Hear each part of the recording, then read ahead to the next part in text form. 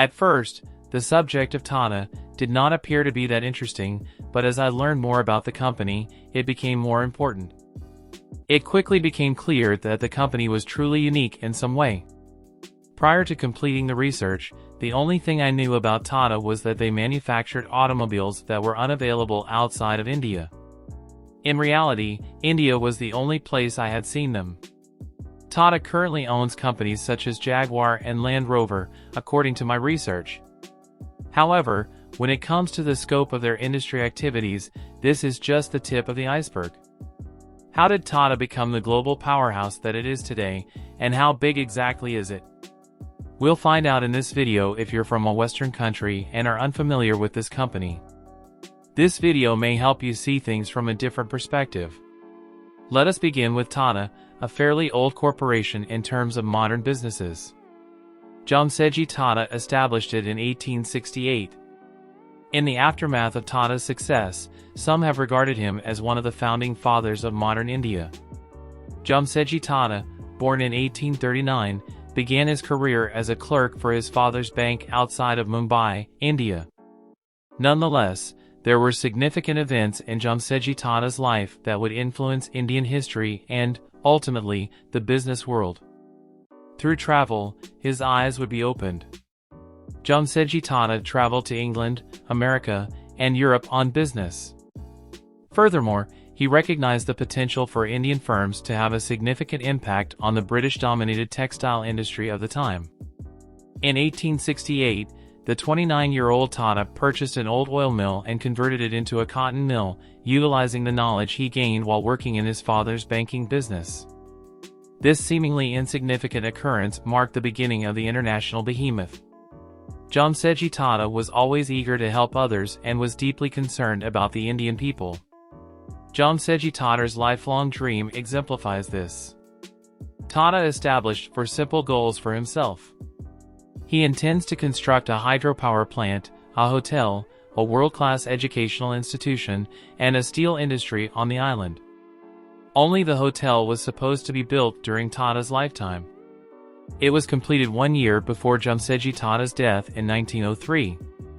Sir Dorabji Tata worked hard in 1907 to realize his father's vision of Tata Steel, Asia's first and India's largest steel firm in 1911. The realization of the third goal is represented by the Indian Institute of Science, the premier Indian institution for research and instruction in science and engineering. Jamsetji Tata died in 1903, but the project was completed a year earlier. The showers have been received by several generations. If the company's DNA remained intact, it would thrive in the future. Tata currently exports to 150 countries and operates 100 businesses in over 100 countries. That's fine and dandy, but what is their current business goal? The Tata Enterprises employ more than 580,000 people worldwide and generated $103.72 billion in sales in 2014, with 67% of it coming from business outside of India. That surpasses Samsung Group in size. By the way, according to the 2014 Brand Finance Global 500 report, Tata is ranked number 34 among the top 500 most valuable global brands. So, that provides you a sense of their financial size, but it doesn't tell you what they actually do in the current economy. Let's take a closer look at a few of Tata's businesses. These include Tata Steel, Tata Motors, Tata Consultancy Services, Chemicals, Drinks, Telecom Services, and Indian Hotels. And to top it all off, Tata actually owns Daewoo, a South Korean automaker. That's not all, though. Tata has a history of acquiring British companies. It's ironic, given how India and Britain interacted in the 19th and 20th centuries. In 2000, they paid $407 million to acquire the British company Tetley Tea. Then, in 2008, Jaguar and Land Rover arrived. It's a fascinating story about how Ratan Tata and his team were humiliated in 1999 when they attempted to sell the Tata Motor division to Ford following the hatchback's underwhelming launch. Tata Motors' first passenger vehicle. When American Ford officials expressed interest in purchasing the company, Tata Motors was informed that they lacked knowledge and should never have ventured into the passenger car industry. They claimed that by acquiring the automobile division, they would be performing a service for Tata. However, the agreement between Tata and Ford at the time did not go through. By 2008, the situation had deteriorated to the point where Ford was forced to sell Jaguar and Land Rover to the same company that had humiliated them just a few years before. Tata has recently revived Jaguar and Land Rover, and sales in the United States are strong. A summary of Tata Motors' headline data, which stated that net profits increased to $771 million in net sales. Tata, on the other hand, may sound like a few other international corporations.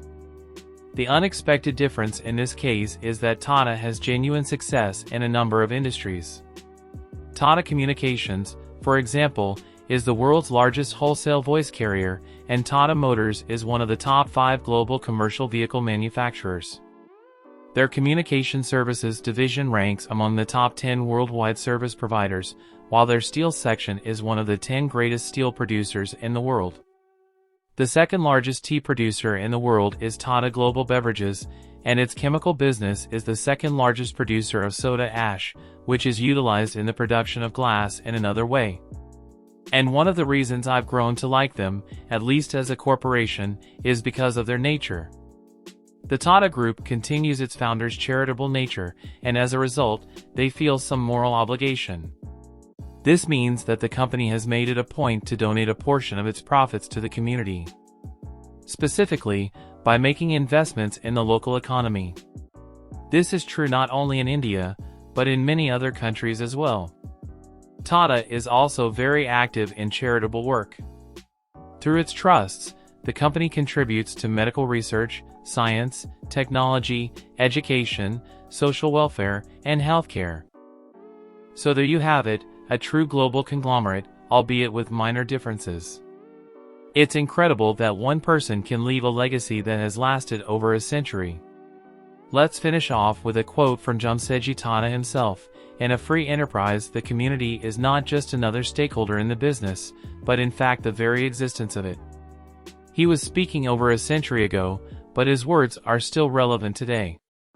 Last but not least, Jamsetji Tata founded a city in India that now has a population of over 1.3 million people. Businesses must truly listen to their communities and users. Please give the Tata Group's history and scale a thumbs up if you enjoyed the video. I truly appreciate it. If you're new, please subscribe and leave a comment. If you want to learn more about the background and success stories of other businesses, keep watching for the next 10 seconds and following the instructions on your screen. This is Visionomics. And thank you for watching until the end.